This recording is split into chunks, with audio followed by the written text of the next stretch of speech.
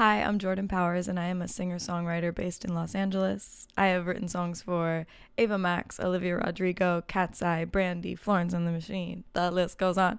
And welcome back to our third episode of Synonym for a Songwriter, where we discuss the messy, magical reality behind making music. Okay?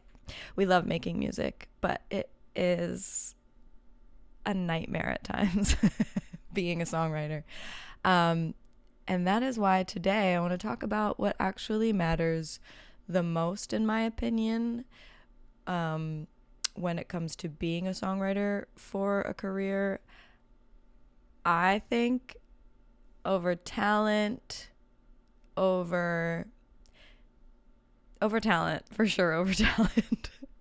But I think the most important thing in being a songwriter is something called tenacity. AKA grit, AKA perseverance. I think you can be a wonderfully gifted lyricist, you can be a wonderfully gifted singer, melodist, musician, but what is going to give you a long career is your ability to stick it out, okay? So let's even find out the definition of tenacity. Tenacity, the quality or fact of being able to grip something firmly. Grip. The quality or fact of being very determined. Determination. Check. The quality or fact, I've never heard this before. This phrase, the quality or fact. The quality or fact of continuing to exist. And in this day and age, we're all quite tenacious, okay? Let's be real. So that's the definition of tenacity. And yeah, I think the ability to persist despite the horrors, despite the horrors of this, of being alive in today's world, let alone working in the music industry, is, that's strong. We're so strong, everyone. We are so strong.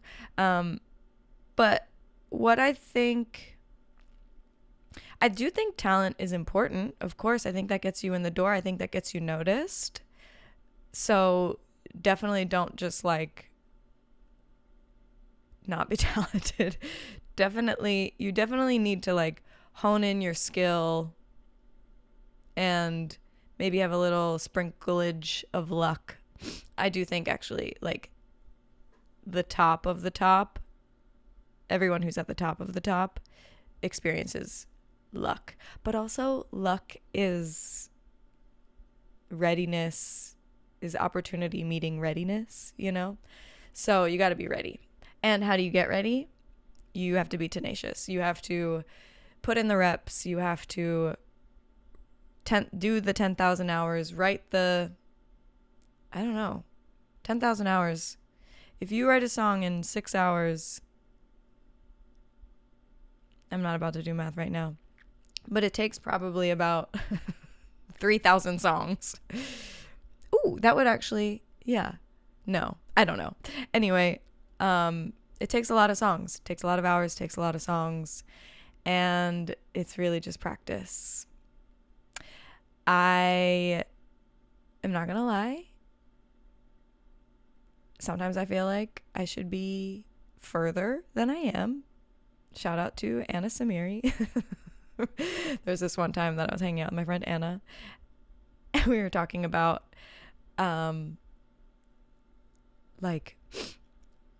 doing interviews, red carpet interviews. We were just, daydreaming. And when someone asks you, for example, an interviewer asks you, did you ever think that you'd be here today? And both of our answers would be no, I thought I'd be further. And that still holds true. No, I mean, I think, okay, back to tenacity. I think that being a songwriter, you start out with these very lofty, whimsical dreams. At least for me, I did. I grew up, dreaming of being in music, being a pop star, writing songs, and like being in this world, and just being like, I'm gonna figure it out, but like, I know I'm really talented. I know that I can sing. I know that I can write. I was writing poetry, won a poetry contest in first grade, writing a poem about the color red. So I did it first, Taylor. And I always journaled ever since I was young. So like writing has always been really important to me. Anyway, so you can marry those two skills, talents, and become a songwriter, get in the music industry. That's what I thought. I'm like, okay, I'm good enough. I'm going to move to LA, one of the big music cities, and I'm going to do it. I'm just going to do it, and it's that like delusional thinking that gives you the courage to I don't even think it's courage at that point. Like, you just don't even know what you don't know. So yeah, I do think you need delusion to get started, but then once you're in, you need delusion and a bit of talent to get started. But then once you're in, I think you really just need to put in the work, put in the reps. You realize early on that like one song isn't going to do it for you, Writing 12 songs isn't going to change your life.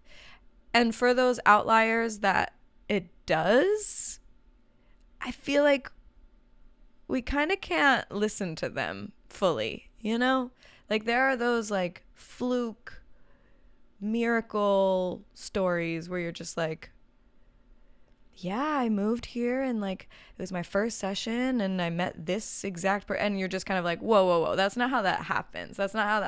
And I think that's also part of why I wanted to make this podcast, because I feel like those stories you hear and it's like so magical, it's so like, oh my gosh, it can just happen. It can just happen out of the blue, and like you write, one day can change your life in the very beginning, and then you're just like, and then you just have to hold on, which is another form of tenacity, grip. But that's just not how it works for the majority of us, we come out here with maybe that same wide-eyed look and belief, but it doesn't like unfold the same way. So yeah, then 1 year turns into 10 years, and of course there's progress, but it's not like insane. It's very slow, it's very steady, if you stick with it. Because I do think also that the worst thing you could do is just like, if you really want to do this, like you just figure out a way. You have numerous part-time jobs. I think I need to tell my backstory. I think it's time to do the origin story of Jordan Powers. So I moved here at 18, moved to Los Angeles at 18 from Pennsylvania with that deluded thinking. And I'm not like trying to downplay that. I think it was extremely necessary for me to think that way and be that way when I first got here, when anybody first gets here, because how else are you going to get here? And I was in college for the first 4 years of living out here. But even in there, while I was in college as a dance major, I still was searching for collaborators. I was going out into the world as much as I could and as safely as I could. And I did end up meeting a few people while I was in college that I wrote music with, and that kind of like opened some doors for me. You know, they at least introduced me to other songwriters. The first two people that I met that made music in Los Angeles were Nate Langford and Jackson Hunt.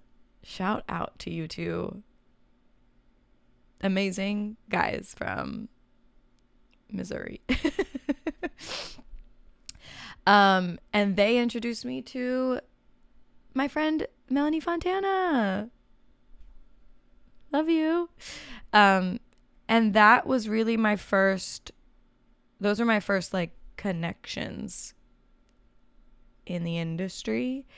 And this is like in 2011, 2012 or something.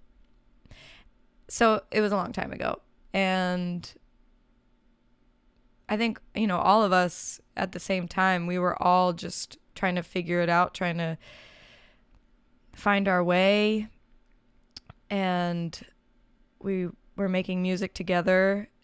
And you just realize that, like, oh, you have to grow. You have to be continuously expanding your network. You can't just, I mean, if you want to do this as a profession, yeah, you have to continuously expand your network, and you have to put yourself out there, and it's deeply uncomfortable, and you get really tired sometimes, and you just want to crawl into a hole and not do anything, question your entire existence. But then that switches again, and you're just like, oh, okay, actually I do want to do this, and I do have energy to do this. And that's where you're building the stamina. That's where you're building the strength. It's in the struggle. So that was my life for the first 8 years of living in LA. Of course, the first 4 were in school, and then the next 4, I was just, any session I could get involved with, I was doing. When I wasn't working at a gym or working at a coffee shop or being a nanny or what else did I do?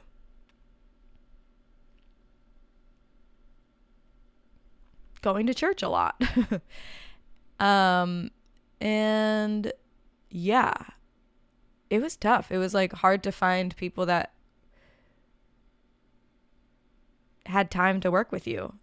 And so I'm so grateful for those early, like, day oneers, Nate, Jackson, Mel, my other friend Brock, who I met through Nate and Jackson as well.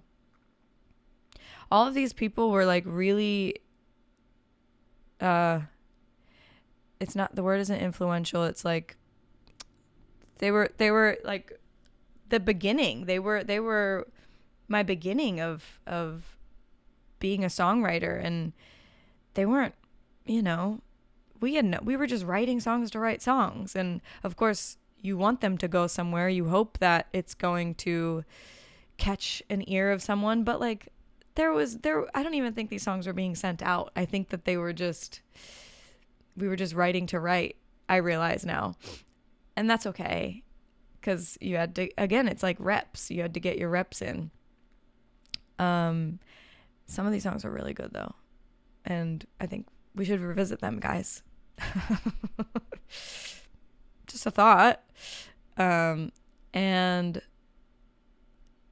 there came a time at 8 years where I was so unbelievably broke, literally financially and a little bit on the inside, that I just I threw my hands up, and I was like, the way that I'm doing this is not working. The way that I'm just, you know, I'm going to my part-time jobs, and then I'm singing at this open mic, and I'm writing with this you know, friend that I've made over here, you know, at 9 p.m. until 1 a.m.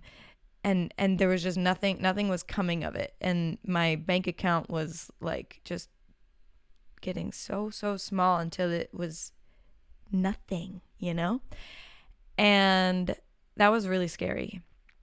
And I did some things that were super desperate, and they're a part of my story.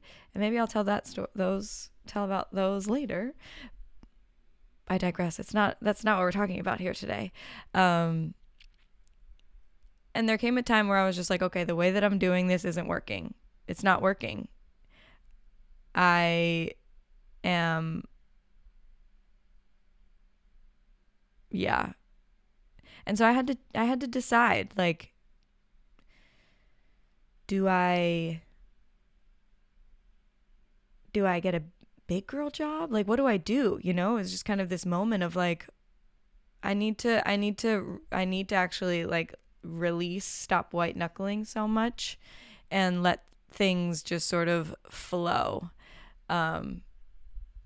And of course, that's when some crazy act of God happens and I get an audition to sing backup vocals on a Selena Gomez tour. And I booked the audition. I booked it. I booked the gig. And so my first, my breakthrough actually wasn't even in songwriting at all. It was live music. And I'm so proud of myself for sticking it out, you know, like there are people who give themselves goalposts of like, if I don't make it by 25, if I don't make it by 30, then I'm going back to my hometown. And I never wanted to do that. I never wanted to give myself that sort of like ultimatum of a timeline. And I was just like, well, no, I'm going to figure it out no matter what. Like I won't stop until I get it, you know? Like there is no quitting. There's just like sticking it out. And that's just how my brain functions. When I want something, it's like, no, it'll come at some point. You just can't give up. And so that the Selena tour, it wasn't even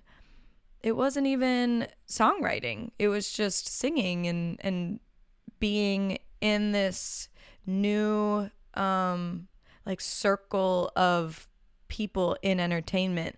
And through that, I ended up meeting my now manager, and through that, I ended up getting my first publishing deal.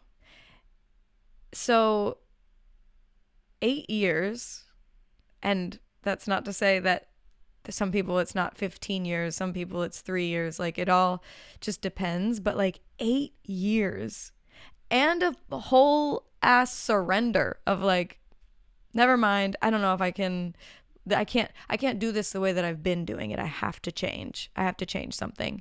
And then finally there was like a glimmer of hope. There was a door, there was a window that cracked, and it was like, come in this way. And I entered. I entered the arena. But the crazy thing about that is that that's not even the I made it. That's not even the I made it. I don't know if there's ever really a moment that's like, phew, I made it, but that's also kind of what keeps you going. That and like, you know, the love of creating music. But in that moment of, you know, you've got a team, you've got a deal, you're a songwriter, you know, you can quit your part-time jobs or your day job or whatever and do this full time. That is like literally step one. And then comes in the actual tenacity. Like it took you all of that to get here, and now you're at step one, you know? Now you're on the mountain. And I have to climb the mountain. And yeah,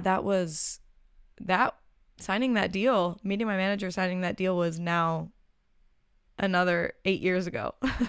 So, and in those 8 years, you know, there are so many ups and downs and wins and losses and upsets, disappointments, you know, that you have to still continue to hold on during those moments.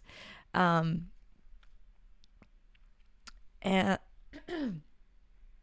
It's morning, okay? I have morning voice. And